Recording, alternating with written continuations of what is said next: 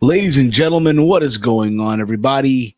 Good afternoon. We are now live. This is another live edition of the Raw Rundown here on the Around the Point Network YouTube channel. We're also live on Twitch. If you're on YouTube, hit the subscribe button, give that thumbs up, hit that bell notification, be notified when we go live each and every single time, and join the live chat. And if you're on Twitch, hit the follow button. But mostly, if you're on Twitch, join us on YouTube. That's where everything goes down and all that stuff. But it is Tuesday, July 30th, 2024. As always, I am Steve, joined by the good brother Chase. What's going on, brother? Nothing much, Steve. Just enjoying another day. Another day, man. Hopefully everything's going good in your end right now. Weather-wise, all that stuff. And August is literally 2 days from now, and SummerSlam's around the corner. By the way, prediction for SummerSlam is Thursday. Just to give you all the heads up once again, in case you probably didn't watch Steve's Kitchen, we did mention it, but just to remind everyone once again, preview for SummerSlam is on Thursday. But nevertheless, Chase, this was the go-home show to SummerSlam for the Raw portion, that is, right? And I always say this. The objective of a go-home show is to get people excited for the pay-per-view coming up, regardless of the promotion. Did this go-home show, Chase, did it make you say, man, I can't wait for Saturday? No, not really. It kind of felt like, like Raw was like that NFL team. Like they're down a little bit. Like I'm not saying Raw's down the Raw, but it was just like they're that NFL team. Like they're so close to like getting a first down on like 14 inches. And it's like, oh yeah, just go for it because you need to score a touchdown on this drive. And they're like, nah, we have momentum already. Let's just punt it.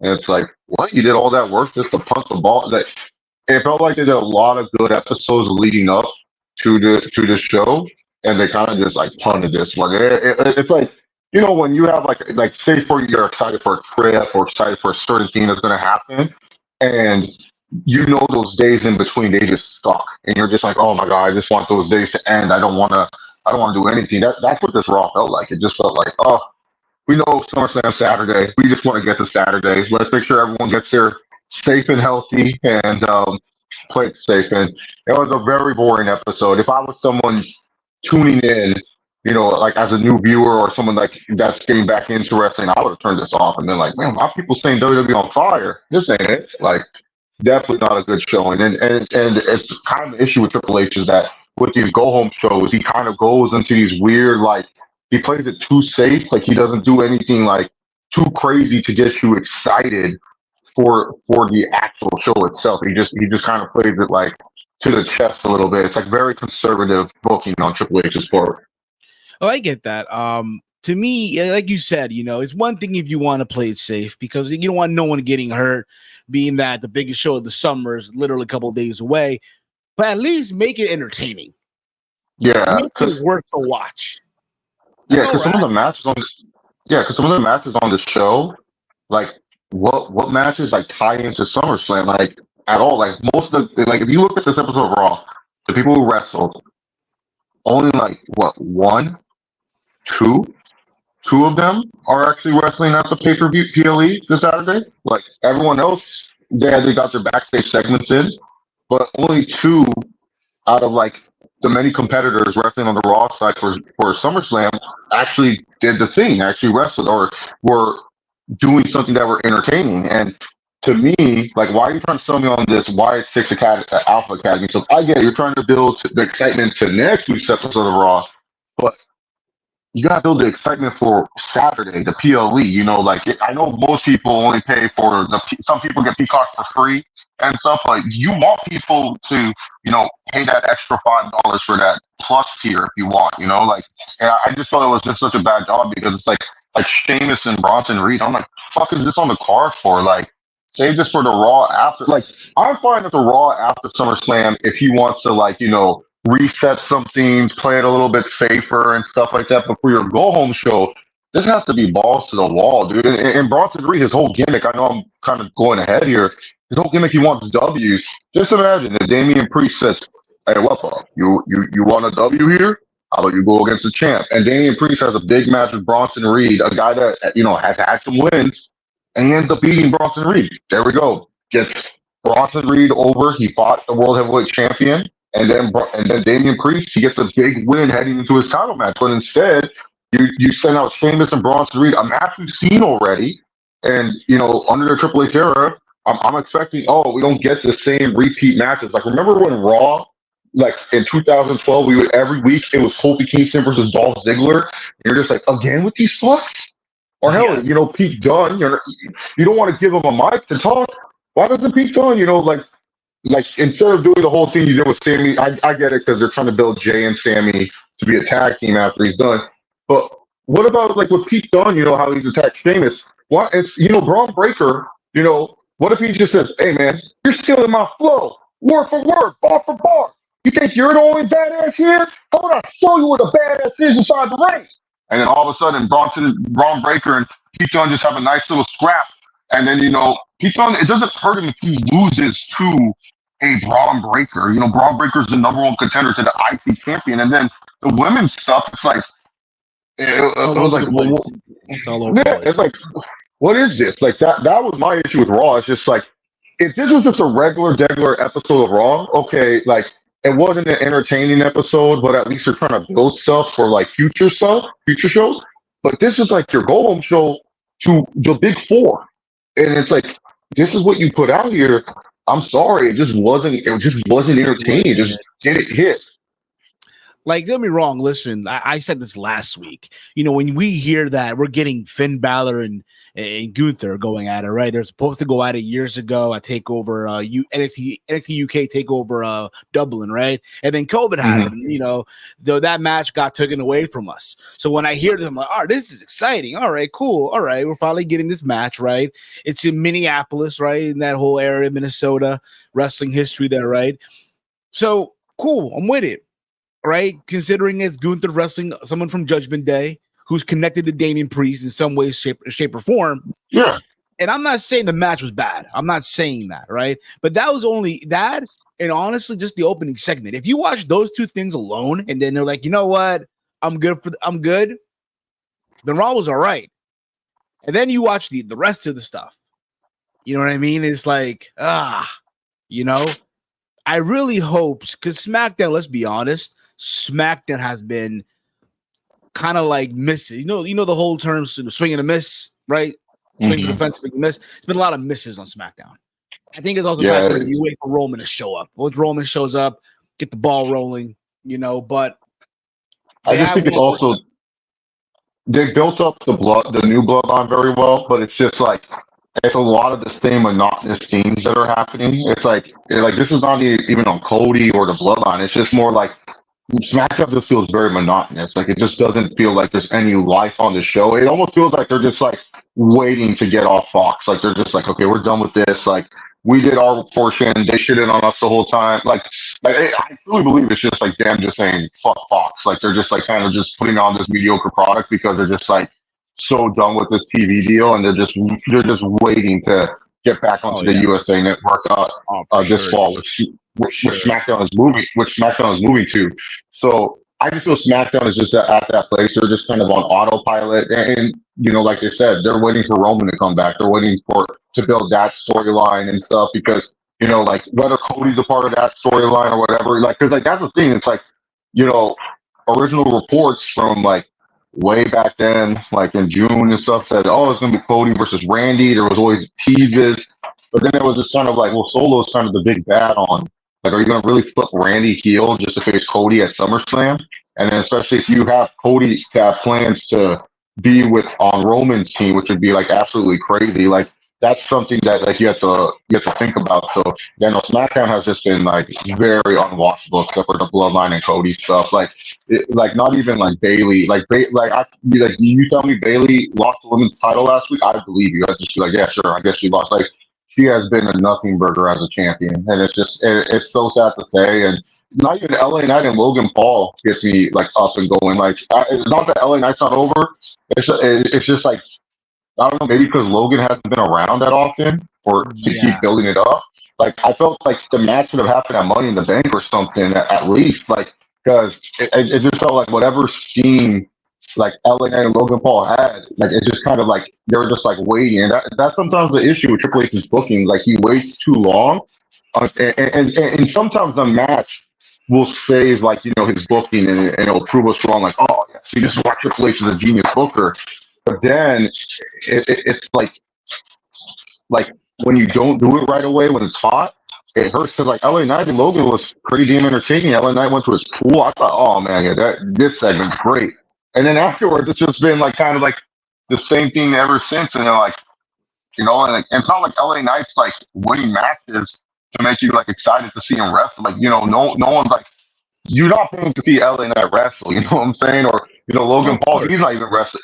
Like if Logan wrestles at least like, and I feel like WWE, like I'm pretty sure LA Knight's winning on at SummerSlam, but WWE with Logan Paul, I get it. Logan Paul has all these other things going on, lawsuits, boxing, crime, and YouTube, Mr. Beast videos, whatever. I get that, but you gotta really like try to get him on weekly sometimes, just so that way there's a reason to watch SmackDown. Like a Logan Paul match will help with some entertainment. He always puts on good matches. Like we know Logan Paul can, and I always said that that's one issue with Logan's style is that because he wrestles so little, he does so much like high flying, so much crazy stunts that it kind of hurts him because you can't use him weekly because then you lose the lust and the allure of, oh my God, this guy's so above his time as a wrestler and stuff like that. So yeah, it's just an issue where it's just like you got to get the right guys in the ring, you got to get the right guys hot at the right time. And I just feel like SmackDown, especially, it's just like besides Cody, and it's not even the match that people are excited for. We're all excited for the post match. Like oh, if SummerSlam ends and it's just Cody holding the fucking title up and nothing happens, people will be mad. People will lose it, bro. Yeah, because here's the thing. I get it if you want to do like what you did with Randy last year, do the whole War Games scene and say Roman Reigns is going to return at War Games. Debut him, and then if they do go to the Intuit Dome. Return inside the Intuit Dome. Wonder if he's the last person of the Bloodline team and stuff, but no, you can't. You gotta at least start setting some premise of Roman not understanding what the fuck is going on. Like, why is Solo going renegade on him? But dude, this is how bad this episode of Raw is, man. We literally talking about SmackDown shit right now. It's just like, bro. Listen, Raw is bad. Raw is bad when I'm about to tell everyone, hey guys, just so you guys know, tonight on NXT, Joe Henry gonna have a concert on NXT Great American Bash. But read the chat here, guys. If you're tuning in right now, I know a lot of times YouTube loves to give you guys let you guys know late that we're live. They got to fix that. They really got to fix that. But what's going on, Seth? Hope all's well with you. What's going on, Rowan and Ghost? Hope all's well with you as well. Channel member here. Chase got some crackle quality on the mic. He's on the phone. Guy, he's on the phone. Yeah, I'm on the phone. I can't help it. I have to watch my dogs. I'm using my Samsung Galaxy earbuds. It's just going to be that quality. I don't have another mic. I'm sorry. Exactly. Crystal Clear that's here. It's been 2 years since the original Damage Control made their debut at SummerSlam. Yeah. They made a comeback last night, and honestly, I'm good. But let's get into the show. Let's get into this. Let us know also in the chat, what was your favorite part of Raw last night? What did you like? What did you not like? And all that fun stuff. Sky Blue had ankle surgery today. That's awesome, Crystal Claire. I hope she does make a speedy recovery and continue where she left off. So the show per cage match, real quick, I want to mention this. We're talking about how the show really wasn't that bueno. Cage match out of 10. This is the go home show. 6.6 out of 10. Just so you guys just keep that in mind as well. 6.6 out of 10. That's like a D average. Not good. Not good for a go home show. Especially the fact they're in Minneapolis, So the show opened up with special guest referee Seth Rollins laying down the law. What's going to go down? His instructions, right? We've seen this right in MMA, in Herb Dean or Dan Mergliata, whatever it may be, right? Give the instructions, right? We've seen this before, right? They had Rollins out there dressed up in some referee outfit, right? Dave Meltzer wasn't happy with it, but it is what it is, right? Breaking down the rules to Drew McIntyre and CM Punk. basically saying that he is the law, right? He's going to be very lenient with the rule. He will ensure it'll be a violent match, right? But Drew's like, listen, we both hate Punk. We both hate him. We have one thing in common, right? Try to remind Drew McIntyre, Seth Rollins, that they both hate CM Punk, right? And Punk, again, listen, basically told Rollins, listen, I know you, again, I don't trust you. I don't trust anybody. Just do me a favor on Sunday. Don't try to help me.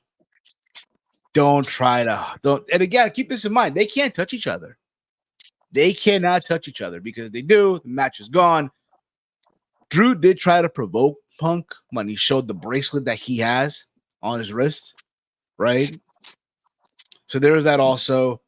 But again, honestly, it went like what, 19 minutes almost, 18-minute segment, breaking down rules. If again, for all it should just be a no DQ match. Make it a no DQ match, even though they're gonna probably do that at Hell in a Cell. Or my bad blood inside Hell in a Cell. But overall, listen, we got Rollins breaking down the rules. It was all right. I expected more from this, but what we got, hey, what do you expect? Chase, your thoughts, bro.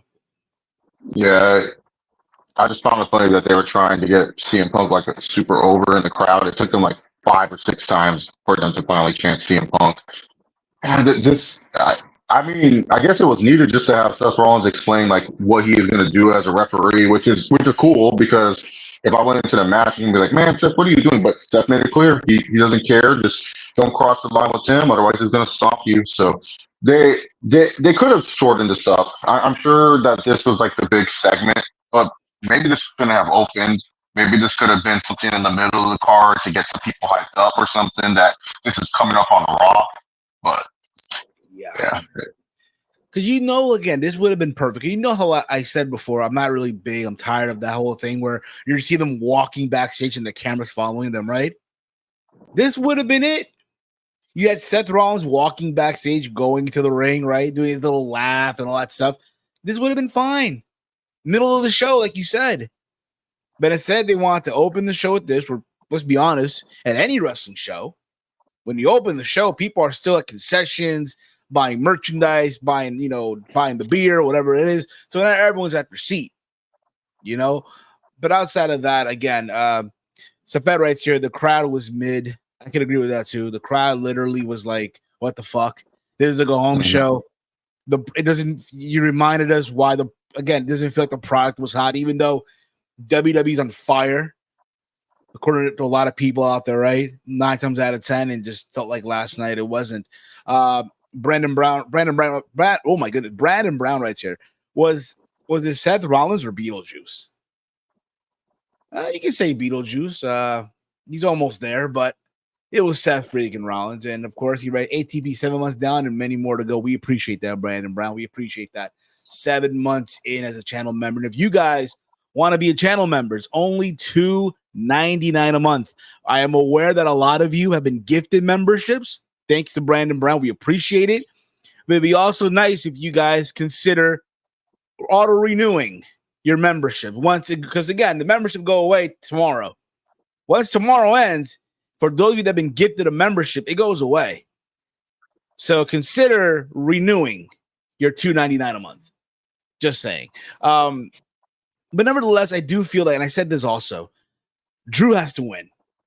He has to win the first match, in my opinion.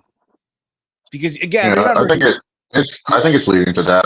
I think it's going to lead to this is definitely just used as a plot to also reheat the Seth and Punk feud as well and stuff. And then it's just there just in case like if Punk gets injured, then you have like an easy way to write him off of Seth Rollins beating him up and stuff. So I think it's definitely Drew's gonna win. I don't even think it's even a concern at that point. Punk winning would be super Then I know he's corporate machine Punk. Then I know that Punk is him and Triple H have made up and they're in love or something. Because that'd be crazy if CM Punk won this match. But Punk going to business for himself, and all that shit. Yeah. He's 1 mil still, as he says. I think Exactly. also why they kicked it off with this one is more for the people who forgot that there's a thing called the Olympics going on, and that's Raw was on Sci-Fi, so they wanted people to like change the channel right away because it's your hottest act in CM Punk on Raw with your other two hot acts in Seth Rollins and Drew McIntyre. So that way people could go, oh, I gotta go find Sci-Fi and stuff. But Yeah. I don't even know what the rating say. What did the rating come out? Let me see. Let me see what the good folks over at WrestleNomics or maybe Meltzer posted something. But just to be on the safe side, let me check WrestleNomics here. Man, the rating had to be out. I'd be surprised if it was anything less than 1.5. So far 1.5 being the nothing. highest. Nothing. They have no rating yet. No rating yet. The collision ones are out. That's a 382,000, but that's no here or there, of course. I will say this though, that what they have. So the Liv Morgan video where she's like, explaining her hatred now for Dominic being Rhea's little bitch has surpassed 1 million views on the WWE YouTube channel. So there you go. After speaking of Liv Morgan here, we go to the Judgment Day, and it's shown in their clubhouse that everyone is upset because Liv Morgan wrecked the clubhouse. The PS5 is gone; it's wrecked. Carlito's upset. There's like graffiti all over the place. Things were written on everyone's face except Finn Balor's, which is kind of if you will. And Damian Priest seems mad, right? He seemed angry, but that is happening, and he also wants the other group members to take care of Jey Uso and Sami Zayn because he feels they're going backwards, whatever that may mean. But that's what happened here. So, Seth writes here, Hell hath no fury like a woman scorned. Absolutely, Seth, absolutely. So from there, we did get the Creed brothers versus Akira Tozawa and Otis. Again, the same Creed brothers who got victories at Bloodsport over the weekend at GCW. They actually mentioned that on commentary, by the way. They had wins at Bloodsport, so by Michael Cole. Again, overall, new music, right? New music.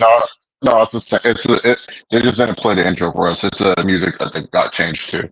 Okay. But the attire changed a little bit. The match for what it was a solid match. It didn't go crazy about, but of course, the Creed brothers did get the W. And at the end of the match, there was like a little thing going on where Chad Gable had the ankle lock on Otis. Maxine Dupree gets involved, and she finally slaps Chad Gable. And I'm wondering here, okay, maybe we get, oh my goodness, I'm having a brain fart right now. Freaking hell.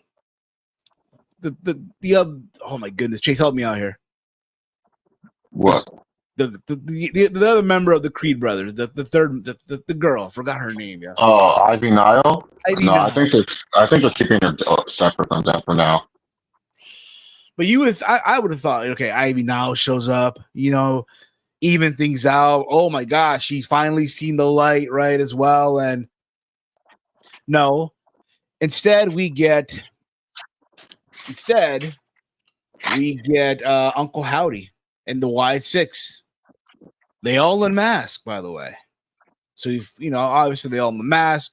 Huskers the Pig being played by Joe Gacy. As we already know this already, right? But they finally unmask and they lay out the Creed brothers, right? Lay them out. We find out that Mercy the Buzzard is obviously Dexter Loomis, right? And obviously Eric Rowan was the Rambling Rabbit.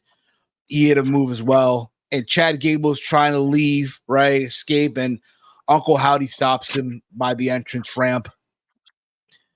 It was obviously we found out also that later on next week is going to be 6-person tag player. The Creed brothers, along with Chad Gable, will face the White Six. Chase,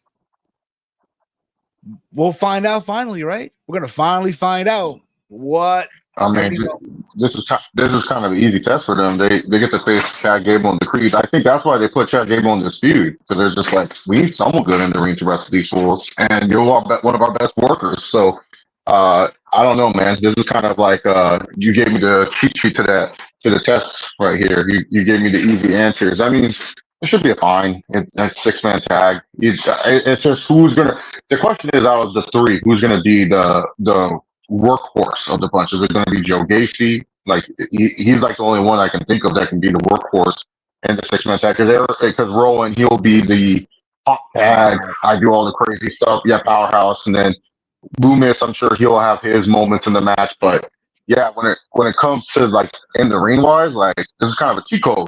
Like you're facing off against the Alpha Cat. You're facing off against Chad Gable and the Creed. Like nah, I ain't gonna give them a pass for this. But yeah, we'll see. It'll probably be good in the ring because, like I said, who they're facing, Chad Gable and the Creeds. It's not like they're facing like a crappy team and stuff. But yeah, the match was fine. I just feel bad for Otis because this really felt like I really felt WWE was gonna like start pushing Otis, and Otis would be the perfect antagonist, like Braun Breaker as like a first title defense. You know, like get more heat on Braun Breaker.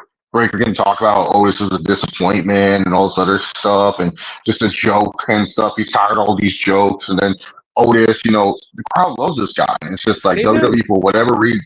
For whatever reason, WWE is just like, nah, we don't want to push it. And that's what I'm more annoyed about because this literally on SummerSlam, we should literally just be having like a Otis finally gets his hands on Chad Gable match and stuff. That It would have should been be. Yes, I agree. a good, and especially because they're doing what, like a 3 hour pre-show.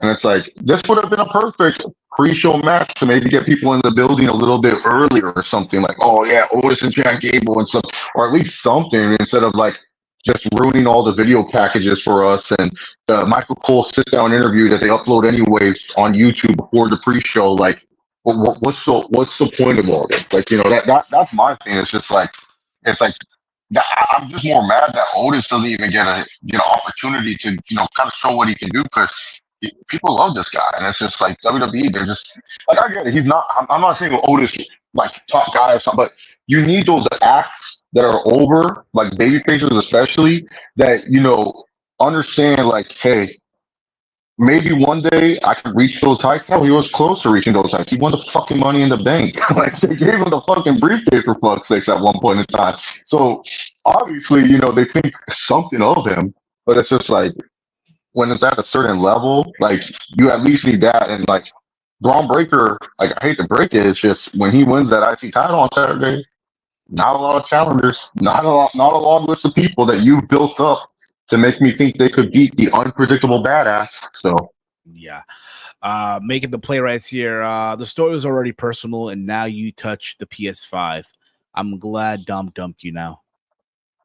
Hey, some people feel that way. But yeah, Chase, we did find out the rating officially. Per Dave Meltzer, the rating was 1.41 million that tuned in to Sci-Fi. Not bad. I said 1.42. I said yeah, it's probably in the 1.4s. Yeah, because Sci-Fi is not in a lot of people's houses. Like not a lot of TV channels carry Sci-Fi anymore. It's pretty much a go to die channel. Like like a package. Like if you're a young actor and then later on you said, yeah, I got my first TV show. Oh, what network's on? Sci-Fi. Oh, good luck, man. Hopefully it gets back one season. Hopefully, yeah. Hopefully. But again, also NXT gonna be on Sci-Fi today too. So we'll see how they do as well. We go back to the Judgment Day Clubhouse. Dom and Rhea were irritated to find out that Carlito scheduled Dom in a bout against Sami Zayn instead of himself, because that was the thing. They're trying to, again, have Carlito be the one to face Sami Zayn. But instead, he decided to put Carlito. Instead, Carlito said, oh, we'll put Dom in there, right? So then Dom threw the reverse card, if you will, and suggested that Carlito knock out Jey Uso in a bout instead. And Ripley informed that he was facing Jey alone. So again, Rhea Ripley does not want Carlito in the Judgment Day. She's trying to find ways to get Carlito to crack. And to be fair, Carlito, for what he does, it's funny, right? The little one-line joke, especially when they were doing the whole living dumb thing like a couple of weeks ago, and so it's like also factor in he replaced our truth with the jokes and stuff like that. So now the idea is let's try to get rid of him. We talked about this earlier. Bronson Reed and Sheamus, they went at it again. We don't know why, but it ended with Pete Dunne hitting Sheamus with the shillelagh. Right, so Bronson Reed got the win with the tsunami for the 1, 2, 3. Like we mentioned this a couple minutes ago. The idea of Chad Gable and and Otis having a match on the pre-show because it's going to be 3 hours. This could have been it too. Yeah, Sheamus, like these three in a triple threat, or Sheamus versus Bronson Reed, or Sheamus versus Pete Dunne, or fuck it, just do Pete Dunne versus Bronson Reed, like winner faces Sheamus for whatever fuck reason. You know what I'm saying? Like, yeah, you could have done so much more, and it's like we still don't know a reason why Pete Dunne did this. It's just that like that match, he's like, hey, he left him on the Brawling Brutes, and it's like, well, we don't know this because Pete Dunne hasn't said anything. So, and then also too, I really hate when you're trying to build someone up. And especially a guy of Bronson Reed's stature and size, it's like you're having him freaking like cheat to win, or he didn't know that Sheamus. But like, come on, like Sheamus, you can take a clean win to Bronson Reed. Clean loss. It don't hurt you whatsoever. No one's gonna think anything less of you. I actually thought it would have been much better if Pete Dunne just kind of comes out at the end and just laughs at Sheamus and said, "Oh, you're so pathetic. You can't even beat Bronson Reed." You know what I'm saying? Like, just do that. That would have been much better than, all this. Because now it's like, I hate protecting wrestlers if they don't need to be protected. Sheamus does not be, like, what are you building Sheamus up for? That's my question. Like, what are you protecting him for? Is he someone that you view as a Gunther challenger, or is he someone you view as a Braun breaker? Because that's what you got to understand. Like, when they do this to protect someone, it has to be for a reason. There has to be a reason why you're protecting this wrestler.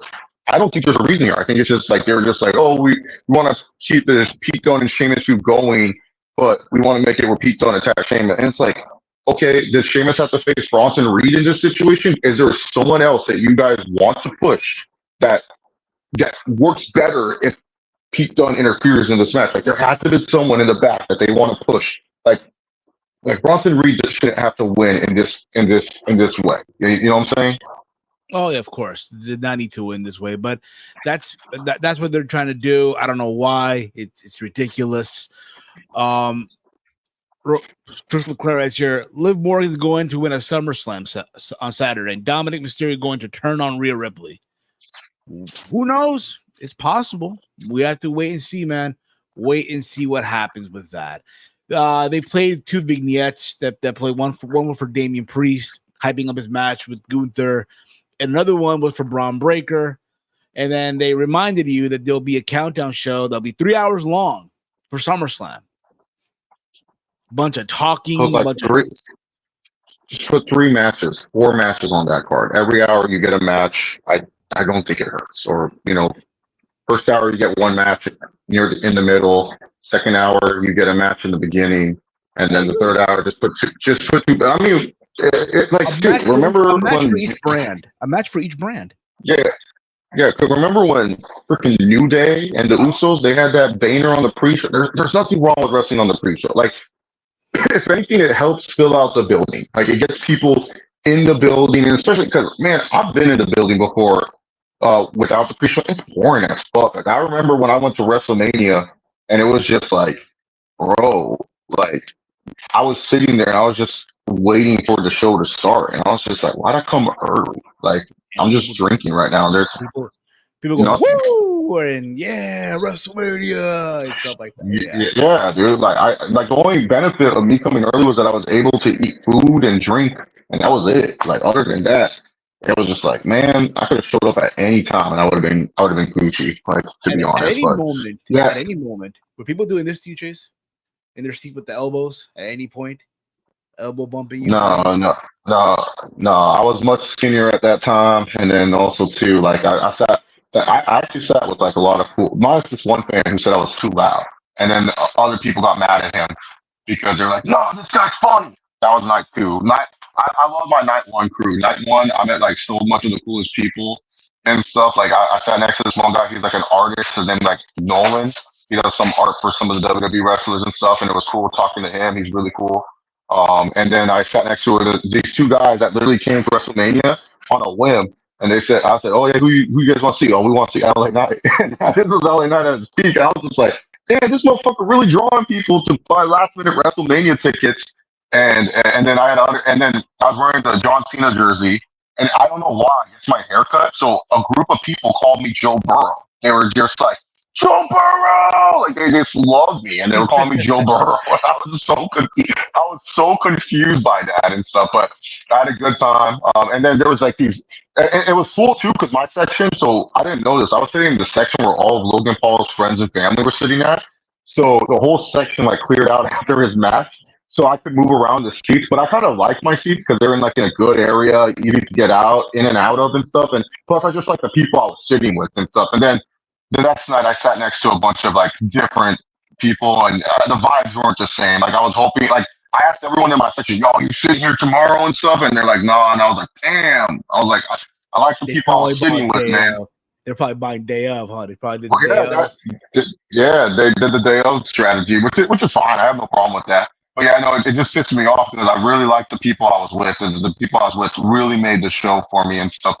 Because like they were just all cool, and they all had a good time. Like that's what I love. I love meeting new fans and being able to interact with them. But yeah, it was a fun time and stuff like that. But no, I never had people.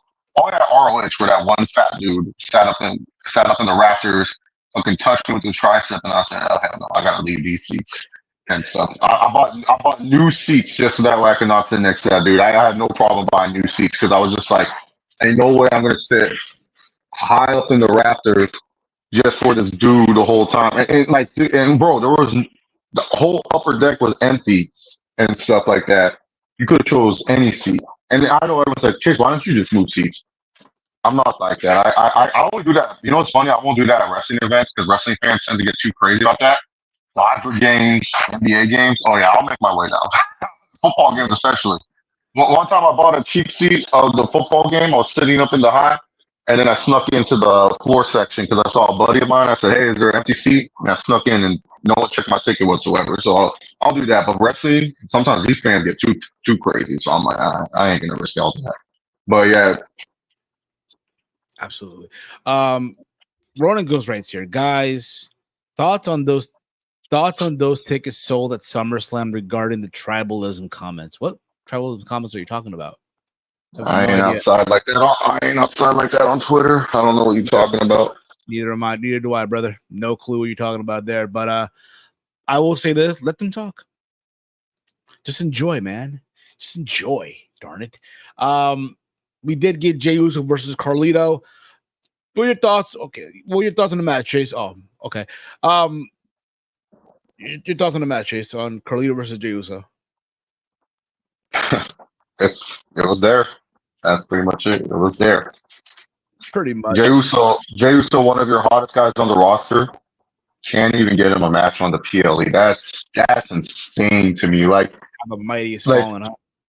No, it's not the mightiest fault. See, you go to like the weirdest extremes on something. You go like you don't like it's either extreme or no extreme with you, man. I don't get it. No, it's not the mightiest fault. It's just get him on the PLE. Like have him wrestle Finn, have him wrestle JD. Do something with this guy. Like he is super over. He's like the perfect guy. Like if you just need the crowd to wake up, you hear "Oh, so," and the fans are back up on their feet. Like the fact you can't squeeze him in a 5-minute match on the PLE is crazy to me. Like that's crazy. Like he's like the perfect pre-show guy. Him and JD pre-show match or something like that. Like they just do it because they've been beefing.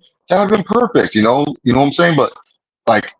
It's just crazy. He's one of the most over guys on the roster. Like the one few times that this Minnesota crowd was actually, kind of being awake. You could tell because Jay during the match, as short as it was doing the yeet thing during the match. He never really does that, and the fans were like yeet, yeet, like they're slowly coming to life when he was doing that. But yeah, no, like it's crazy.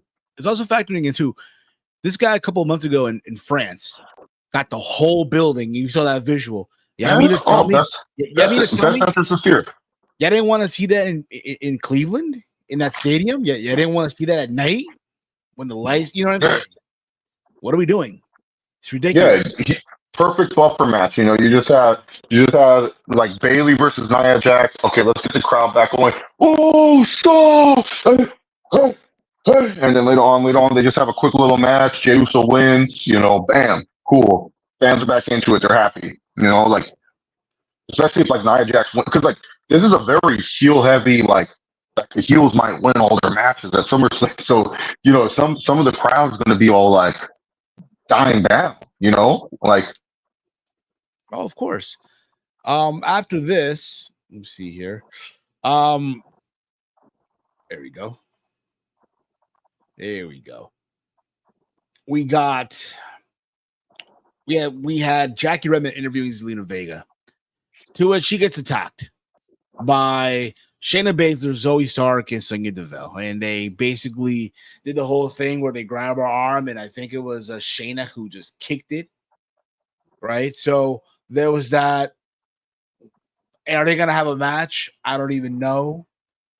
I remember last week was Zelina Vega got a win, right? So this is like the little revenge, but still, even if that, like, what are we doing? Couldn't get them a match or anything, or like we mentioned before, 3 hours on this freaking pre-show, something, because you can tell they're trying to do something with Sonya Deville, Zoe Stark, and Shayna Baszler. Are you a fan of it so far? Like anything? Who they're gonna face? Like that's my thing. It's like you're built. The weird thing about WWE, they have a women's tag team division, but then they put their groups in groups of three. Each group has one alpha, but like minus damage control. Not like I'm just being honest. Like none of the women feel like alphas. Like I like Sonya, but like this would be more effective if you had a women's trios titles instead of a women's tag team titles. I mean, Abaddon and Isla Fire, well, I fucking fucked up both their names and stuff. Whatever. Put them on a note card and where they been? Like people are fighting for their tag team title shots and stuff, and I'm like, when are they going to defend these and stuff? Like I don't know. So, uh, if it led to something, yeah. But do I see Sonya becoming women's champion, women's world heavyweight champion by like November? No. So that's why I don't feel it because when you put someone in this position, you think they're going to become a champion, right? That's what I'm saying. Challenging for the title is one thing, but becoming a champion is another thing. So yeah, they're building her up as a title challenger, but then she's a heel. Most likely, Morgan's still going to keep the belt for a minute. Who's also a heel. So what were you building her up for? Like if Becky was still around and this builds up to a big match between her and Becky. Okay, that's somewhat rewarding because even though there's no title, at least you're fighting a man. You're fighting one of the top stars of the company, and maybe get a win over her. But she's not around. Charlotte Flair's not around. You don't have someone. You don't have someone for her. Like her being Io doesn't do shit for her. Like no offense to Io Sky, it's like Io Sky is like the perfect. Hey, we just need a champion for 6 months. She's over enough. She's skilled enough in the ring. We know she can like carry anyone to a good match. Great. But Io Sky is not the person you beat, and then all of a sudden, oh, she just beat Io Sky. She's big time. Like, no, Io Sky, you beat her, and it's like, oh, cool, she got a big win over Io Sky. But you don't think after beating Io Sky, all of a sudden, like, you're on that next level. That's a writing problem because Io Sky should feel like, a Becky, a Charlotte, and everything of that nature. But she just doesn't and stuff. And that's not on Io Sky, that's on the writing. Like writing is important and stuff. It's not because she can't speak English or anything like that. Like Io Sky is like a rare Japanese woman. The way that she looks is like holy shit. Like how is this woman not like a bigger star, especially with how much of Japanese culture has tapped into the American market? She should feel like I'm not saying on the level of Becky or Charlotte, but she should be like, okay, if you're competing with Io Sky, it should feel like a big deal. But ever since Io's lost the women's championship, it's just been one or two things. She wins a match, or she gets mad and says, "Damage control needs a change." And it's like, okay, Yeah. like you've been saying that it hasn't changed; it's still the same and stuff. So, I mean, again, to me, they're still damaged goods, right? But it's like they're trying to do something, but still, I mean, It's been going on for weeks now, and we'll probably mention this now again during the 6 women's tag. They attacked Sonya Deville, Zoe Stark, and Shayna Baszler. Yeah. To where this is going to go, I have no clue. I have no idea. I'm sure the match will be good. Like I know the match will be good. It's just it just doesn't do anything for Sonya. Like who's the alpha in this group? Yeah. Like Shayna and Zoe start becoming tag team champions. What do you do? Cool. You get the whole belts that the company barely cares about because they could barely like they had Bianca and Jade as their champions and they somehow fumbled that. Like how the fuck do you fumble when you have two megastars in Bianca and Jade in that division? You're trying to build them up as this super powerful team. And then all just because we ain't giving Drew his moment, so we might as well give it to Alba Fire and Alba Dawn. I'm like, what? It made no sense, man. I saw a comment, and it was an interesting comment, actually. It's probably more interesting than most people were talking about. I saw a tweet, and I thought it was very interesting. They're like, Jay should have just stayed at AEW at this point because of the women's division where it's at. And I'm in my head, I'm like, if Jade was like wanting to wrestle, for sure she should have stayed in AEW at this point because the women's division is much deeper. There's better storylines. She probably could have gotten a lot better with the women that she wrestled there and stuff. Because with WWE, it's about showcasing, presentation. Yeah, because like WWE, it's like almost like she chose WWE just because of the name and because of the brand, and she's going to be presented well. Like most casual viewers probably don't care that Jade's not featured as well, but for me, who wants to see her develop inside the ring, what she needs to do, especially if you're trying to plan a Bianca Belair match, because we know how Bianca is in the ring. Bianca Belair, she's patient, but not patient if you slow in the ring. And I don't think Jade at this point in time is ready to face Bianca at WrestleMania at all, like in a one-on-one match. And you have until then to prove me wrong. And I don't know because Jade, she showed some strides in AEW for sure, but like she's almost kind of regressing a little bit. And it's like it's crazy. Like this is where having like a secondary women's title would only benefit Jade. Like it doesn't benefit anything else but WWE in their pockets because then they can sell the replica belts online and those people are crazy, they're gonna buy them. But like Jade almost needs something because it's crazy how AEW presented her like as a talent on TV. I'm not saying she's not a big star, but on TV talent wise, Jade was treated much better in AEW than she was in WWE. Like WWE, like it's absolutely insane to me that she just feels like an afterthought. She should never be an afterthought, like at all. Like she had one of the my brother who casual fucking fell in love with her when she saw like, oh, who the fuck is that? Eliminates Nia Jax, the person going for the women's world title. Becky Lynch's jaw was like, what? Like her and Bianca had that face off, and the crowd popped for that shit. Like they were so excited for this, and it's like and they hit her.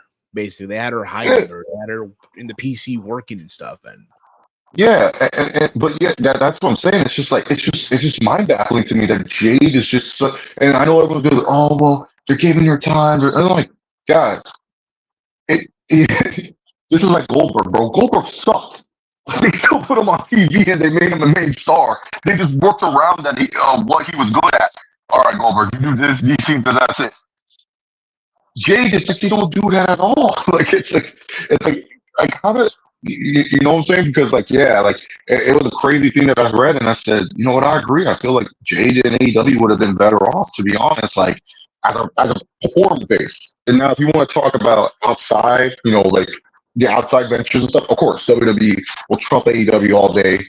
AEW has the name. Like she ain't going to Fanatics Fest if she was AEW. You know what I'm saying? Like it's just one of those things. Like in terms of Jade the performer, it's sad that this is the state she at. Like, it kind of pisses me off, to be honest, just because it's just like one, I love Bianca Belair. Like, I told this story before, but I fucking woke up hungover in Nashville, took an Uber to a Foot Locker, bought a fucking hoodie just to meet Bianca. Like, I love Bianca. Bianca's one of the best wrestlers they have on the roster.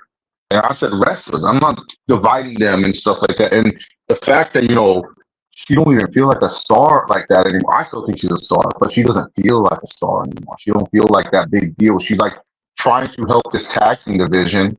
And it's like, oh, what the heck? Like, really? like I don't know. Like to me, it's just crazy that Jay went from the hottest free agent, which they bragged about it. How many views? Like, oh, the most viewed video on social and all that other shit. And this is the result. Like, They made a headline. They made her a headline on the website. Remember that? Yeah, yeah. Like, she's not on the PLE. She's not a champion. She's just there, and that's sad to say. Like that, Jay Cargill is just there. Like what? That is fucking insane. It's crazy, bro. Unbelievable. Fucking believable, bro. What are they doing? What are they doing? We saw Liv burn down Dominic Mysterio's merch and promised to end her revenge tour at SummerSlam. Called Dominic Rhea's bitch. I know where this might play out again, where Dom is gonna turn on Rhea and then Liv is gonna play him out. You know what I mean? So time will tell. But again, this shit got over 1 million views alone. So good for them on that. Good for them. I think it's because Liv Morgan's interesting. I think people like what Liv Morgan's character is actually doing, and there's a lot of discussion around it. I think that's the reason why it got 1 million views and stuff, because Liv is interesting. People, oh God. It's all good. It's all good, brother. Take your time, brother. Take your time. We did get Sami Zayn versus Dom, right? Ended in disqualification.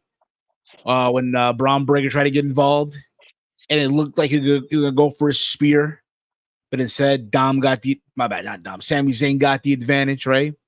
And he needed that too, because again, it's cool to see Braun Breaker spear Sami Zayn every single week. As you guys know, I'm a Braun Breaker guy, right? But you also want to give the champion, his moment too, to show, hey, listen, I have a chance here, right? I beat him already. Y'all must forgot I beat him at Money in the Bank. A part of me said he's gonna prop Braun Breaker, that is, right? Is probably gonna attack Sammy at his comedy show in Cleveland. You know it's coming, that clip where he spears him on stage. So there's that also. We had JD and Carlito. They ran to make the save, right, obviously. But then again, I mentioned before, Braun attacked Zayn, right? Clear the ring, and there you go. They did feature another VHS tape. This time it was going to be on Dexter Lumis. And what are your thoughts on that, Chase? On the Dexter Lumis video? Because basically, Uncle Howdy is talking. I ain't gonna lie. My stream wasn't working, and so I don't care about it, so I didn't watch. I was like, once I heard it was about Dexter Lumis, I'm like, I'm good. Like I didn't miss anything and stuff. Like I got what I needed out of the White Six videotapes. Yeah. They put in a lot of effort with Bo and Eric, and then the other three, they're like, fuck them. You guys are taking the pinfalls out in this group, so we don't need to do that. It's like I figured, all right, again, they had Bo talk. They had Rowan talk, right? There's connection there to Bray. There's connection. But you would feel like, all right, at least each member has a story here, right? Or something. Let us hear them.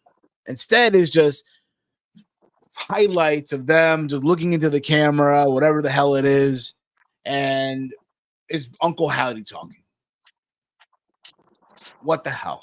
Yeah, it's like he's hypnotizing them to join this group and stuff. I thought they were going to get away with the cult stuff, because I felt that it was going to be like they all joined on their accord. Like, oh yeah, there's a reason why I joined this group and stuff. And it seemed like from the previous tapes, it's more of a hypnotism. Like he convinced, Nikki Cross that she is Sister Abigail, and he's convinced Dexter Lumis that he is the buzzard and stuff like that. And so, I thought they were getting away, because what I was interested in the YF16 was that it was just these people who have been emotionally broken, scarred of one way or the other, and each have a good story. Like when it comes to Nikki Cross, she's been through a lot of bullshit. She lost her family insanity, and she had to dress up as a superhero. Like she wanted to become Sister Abigail because of this, but instead it just seems like Uncle Howdy hypnotized her. And judging what you tell me about this Dexter Lumis scene, seems like the same way. He just hypnotized him into becoming Barry the Buzzard and stuff. So I was hoping they would move away from like the cult like stuff, because I think it's more badass that these people have just decided we want to be psychopaths instead of like, like, oh, this guy's forcing us, he's hypnotizing us to be psychopaths. Absolutely. We did get here a Gunther vignette. Kyrie, we already talked about damage control, right? Returning. We already mentioned that already.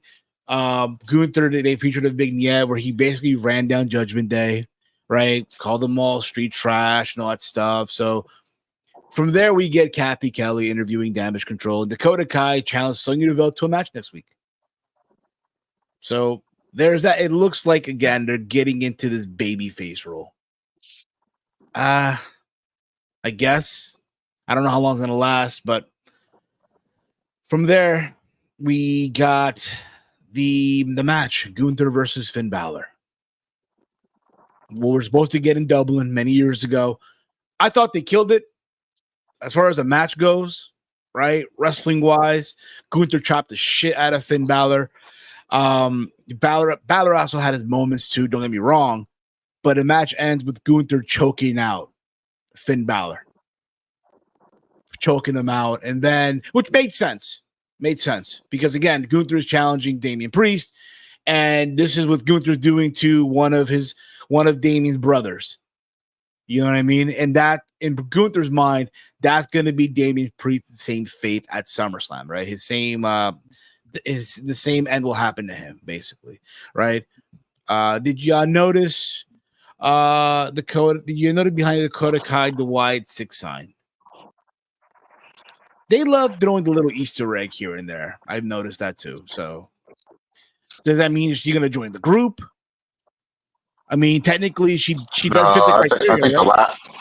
the last member is going to be Alexa Bliss, regardless. But yeah, I noticed it. I think it's just the way, because who the fuck is Nikki going to feud with? Like, she feud with someone. So. And then you have to have the wrestler be someone that's good in the ring to help her. And not saying Nikki Cross is bad. It's just, her style. Like, we don't know how she's going to wrestle in this style.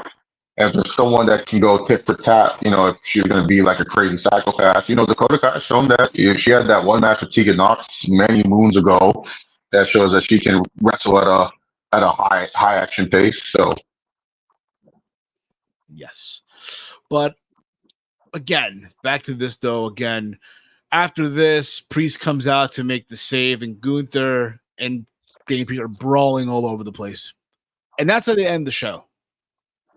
Them brawling, like no security trying to break them up. They're just brawling, right? And to me, listen, it's cool that you end your show with the world champion, because again, that is the big match on Raw outside of Punk versus McIntyre, right? It's the world title match. So you're closing with this. I want to sit here and say Gunther's going to win, but something tells me that Damian Priest might end up retaining here. Because to be fair, right? Let's save this for the SummerSlam predictions. We don't need to talk about this. Yeah. You're going to spoil your whole predictions right here, man. You're right. Let's talk about the task at hand.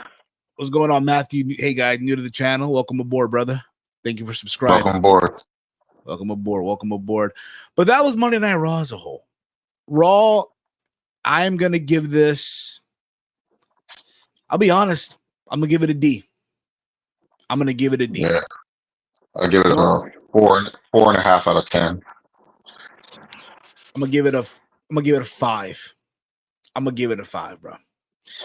Again, this is a home show. This is supposed to get you excited for the pay-per-view, make you want to say, man, I cannot wait to spend my Saturday night watching the biggest show of the summer, one of the big fours, and this is what they give you for Monday Night Raw. SmackDown is on Friday. Let's see what they give, right? Let's see what they offer. I know everyone's counting down for the return of Roman Reigns, but let us know in the chat. Chris Leclerc writes here, 5 out of 10. Okay. Seth's giving it a C. That's fair. 5 out of 10 as well. Okay. But just to let you guys know again, we will be live on Thursday with our preview of SummerSlam. My bad, Thursday. What the hell is wrong with me? Thursday their previous SummerSlam. Fantasy booking question. If Uncle Howdy was an AEW and created the Wyatt Six, there were five underutilized AEW wrestlers will be perfect in the faction and the Funhouse characters for them? So for me, I put Wheeler Yuta, and I'd make him Barry the Buzzer. Yuta's just not being used at all. Like Blackpool Combat Club hasn't got him over. Yeah, he does not fit, the actual motif of, being being like a white person, but he would definitely be there. Lance Archer, I would make into Huskus the Pig. His whole gimmick is everyone must die. He kind of has a Wyatt Six look, so I would put him in there. Who else would be a good one? Women's side of things, women's is really hard. I guess Sky Blue would be the only one that would be down. Sky Blue or Julia Hart would be, but they're not underutilized. Like when I think of underutilized, like she just never used Sky Blue whenever she gets a chance to use her, and same with Julia Hart when she comes back. Over in TBS contention. Luther will have been perfect. Luther, he's not really. Is he underutilized though? Because he's with Tony Storm, so he's actually being used a lot. So I wouldn't say he's underutilized. Fucking Wardlow, bro. So yeah, Wardlow would be a good buzzer. Yeah, Wardlow. But no, then we put Wardlow in another faction where he just disappears. So I don't want that. Man, actually, a tip. There was a name that Scorpio Sky. He would actually be a good buzzer because he can actually fly and stuff like that. Yeah, he'd be a good Barry the Buzzer. Yeah. I captained Barry the Buzzer twice. Mercy the Buzzer. Yeah, Barry's our mascot. Mercy the Buzzer. Mercy, yeah. Oh, God, Huskus, Mercy. Who's the other one that they have? Huskus, Mercy, and who's Joe Gacy again? What's his character? What's his goofy character? He's Huskus the Pig. Honestly, okay. Evil Uno. Fuck it. Yeah, Evil Uno could be Huskus the Pig, and Ramblin' Rabbit can be Lance Archer and stuff. There you go. Yeah, and then screw Wheeler Yuta, I'll take them out. I'll put Scorpio Sky in the group, and then for the women, she's pregnant. Otherwise, I would say Ruby Soho, but she's not being used because she's pregnant, so that can't be done. I don't want to say Sky Blue or Julia Hart because they actually do get used when they're on TV and are available. Maybe Athena's doing good things on ROH. Don't put her in that. I can't think of anyone. The women are so hard because there's so many women, but then some of them, when you think they're underutilized, they do use them, and so it's just kind of one of those things where it's just hit or miss. Yeah. I'm trying to think of somebody else too here. I'm even going. Brian Cage could be good too. Yeah, he could be. He could be as well. Him and Lance Archer can intertwine as Ramblin' Rabbit. One of them. Yeah, that too. I'm trying to think of the Ring of Honor the Ring of Honor realm here as well, because we're supposed to treat them like separate brands, right? I guess John Silver, Reynolds. John Silver or Alex Reynolds. Technically, what's that team Vinny Massagrelli's in? What's that team? Who? Vinny Massagrelli, whatever. The Righteous. Those two fit in. There you go. Yeah, the Righteous. Yeah, there you go. So many scenarios. But we hope that we answered your question here. Yeah, sorry I couldn't think of a women's wrestler. It's just they're not underutilized. If you say Julia Hart or Sky Blue, I'm gonna be like, how are they underutilized? They're on TV more than most of the women on the roster. Exactly. Or the Gates of Agony. There you go. The Gates of Agony. All three of them. Fuck it. Why not? Yeah. But that's going to be it for us, guys. Much love to all of you. Again, we'll be back on Thursday for our preview of SummerSlam. Again, if you have not yet subscribed to the channel, hit the subscribe button down below. If you're on Twitch, hit the follow button. In case you guys have missed it, we did do a Steve's Kitchen on Monday, which was yesterday. We talked about WrestleMania heading to London soon, how Triple H, Nick Khan met with the mayor of London.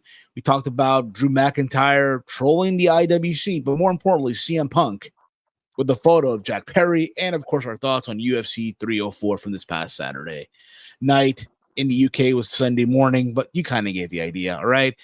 If you have not yet subscribed to our secondary channel, it's at ATP Clips. Subscribe there where we post clips from all the funny and crazy shit that we have said here on the channel. If you have not yet followed us on X, it's at AT.Network. Also, if you want to become an ATP channel member, it's only $2.99 a month. You get all these perks such as priority reply to comments. If you have a call in 2K24, you get to be part of our ATP gaming roster. You get to join us for also the throwback watch on that we'll do here. And of course, on our special members only streams as well. All this for $2.99 a month. Links in the description box below if you don't see the join button next to the subscribe button. All right. Follow me on X at Heel Steven. Chase, let them know where can they check you out, brother. Follow me on Twitter at ChaseAuto68, YouTube.com, chilling with Chase. And with that, that's going to be it for us, guys. Thank you all for watching. For myself, for Chase, for the gang, this has been Raw Rundown here on the Around the Point Network. Peace out, y'all.